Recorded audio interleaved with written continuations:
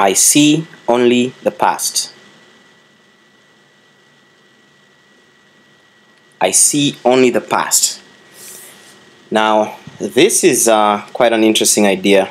What it's trying to say is that whenever you look around you, everything that you're experiencing and seeing is just the past.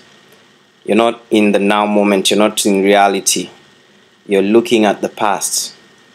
Interesting. Well, let's start with a simple example, just so it can guide us into the idea, and then we can get a little bit deeper.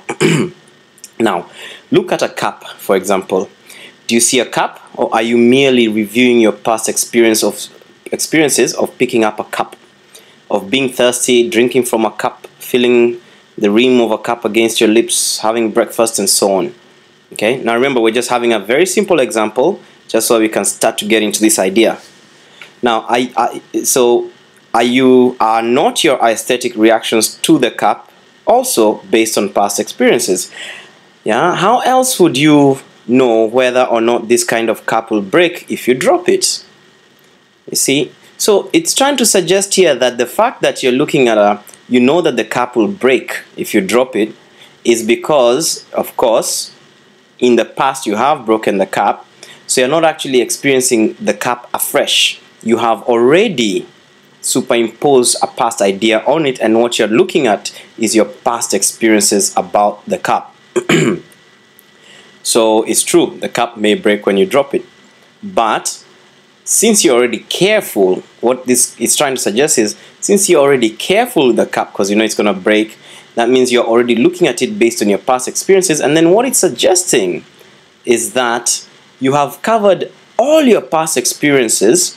You've covered the cup with all your past experiences, so that even if it had its own different reality, yeah, you would not see it, because you'd still be looking at your past beliefs. Remember, you see what you believe, and then you believe what you see. Yeah. So the course goes on to suggest that you would have no idea what a cup is. In fact, you wouldn't even know what a cup is, except for your past learning of what a cup is. Yeah. So it goes on to ask, if you would not have a past learning experience about a cup, you would really not know what a cup is today.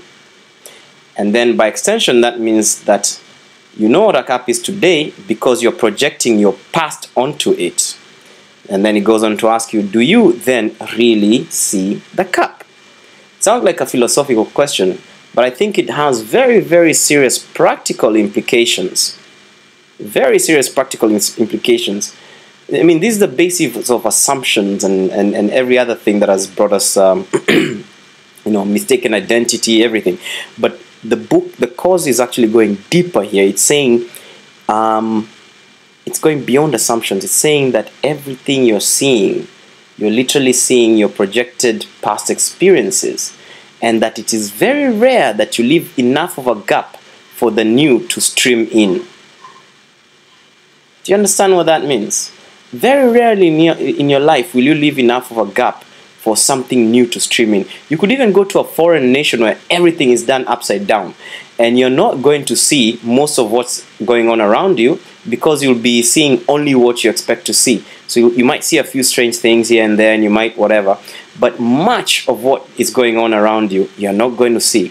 If, for example, you'll come from a place where, let's say, whatever it is, maybe have you ever noticed how a local, if you go to a very strange place and you get a local, you're going to see a completely different world, because the local guide is showing you this world. And if you went by yourself to this very different place, you will miss everything because you don't have a guide who is native to that area.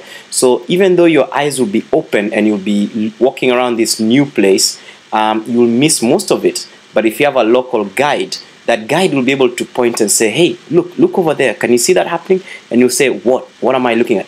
Do you see the way those things are moving? Yeah. That is this and this and this. And then you go, oh, I see. So a local guide in a foreign land will be able to help you see what is right in front of your face, but you can't see it because you're already seeing only what you project.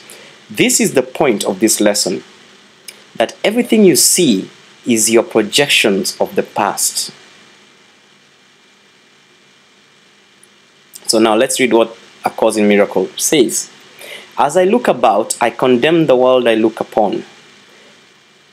I call this seeing. In other words, it's saying that the act of looking around is actually not looking, it's not seeing. We call it seeing, like, hey, I saw a bird, I saw a tree. A Course in Miracles is suggesting that this is not seeing. This is actually condemning. You're condemning the world. Why? Because you're holding the past against it. Yeah? So let's read on. I hold the past against everyone and everything, making them my enemies. When I have forgiven myself and remembered who I am, I will bless everyone and everything I see. There will be no past and therefore no enemies. And I will look with love on all that I failed to see before. So here it's suggesting that what we call seeing is actually condemnation, because instead of actually seeing reality as it truly is, what we're doing is we're projecting an old, disheveled, past onto it. We're not really seeing reality. We're seeing our own projections of the past. And in this way, we go ahead and make everything our enemies and, to justify our mistaken so-called vision. Okay? Now, this idea is particularly difficult to believe at first. Yet, it is the rationale for all the preceding ones. Let's look at how that is so. Yeah? I see only the past is the reason why nothing you see means anything. It is the reason why you have given everything you see all the meaning it has for you. It is the reason why you do not understand anything you see. It is the reason why your thoughts do not mean anything and why they are, just like the things you see, meaningless. Okay. It is the reason why you are never upset for the reason you think. It is the reason why you're upset because you see something that is not there, and so on. So as you can see, this idea, I see only the past, is quite controversial, logically speaking, but scientifically speaking, it does make sense, yeah? Because we all know, even scientists will tell you that we are projecting. It's called projecting. We are projecting. So in many ways, we are seeing what we think we're seeing outside is simply a projection of our beliefs. And even when we see, then we interpret the signals coming from outside, using our minds, and we reconstruct the image again according to our beliefs. Remember what we saw about seeing and hearing and the sense of, sight and sound, how sight and sound works. Remember we said that the images coming in through the eye get converted to an electric signal, and then they're filtered, distorted, and then an image recreated in our mind, a disheveled image based on our beliefs. Yeah. So this is what's happening here, basically. Okay. Now, it goes on to say that old ideas about time are very difficult to change because everything you believe is rooted in time and depends on your not learning these new ideas about it. Yet that is precisely why you need new ideas about time. Yeah? This first time idea is not really so strange as it may sound at first. So it's saying that all your beliefs, when you think about it, everything you believe about yourself, your family, your children, your career, everything is rooted in time. Think about that. All your beliefs have been planted into a soil that you call time. Yeah? Therefore, for you to change your belief about this soil, this time, this foundation of everything that you have come to believe, for you to change your beliefs about time becomes very difficult, because that means you're going to shake many of your other beliefs. One way or another, whether you realize it or not, most of your beliefs, I don't know, maybe all of them, I don't know, but most of them are rooted in time. Therefore, for you to start challenging that idea of time is very, very difficult for you. You might even resist it. Yet, that is exactly why you need that new idea. That is exactly why you need a new idea about time. Something so radically challenging. Okay? Now, once you start getting used to these ideas and how they work and everything, you'll start to see that they're not as strange as they may at first sound. Thank you.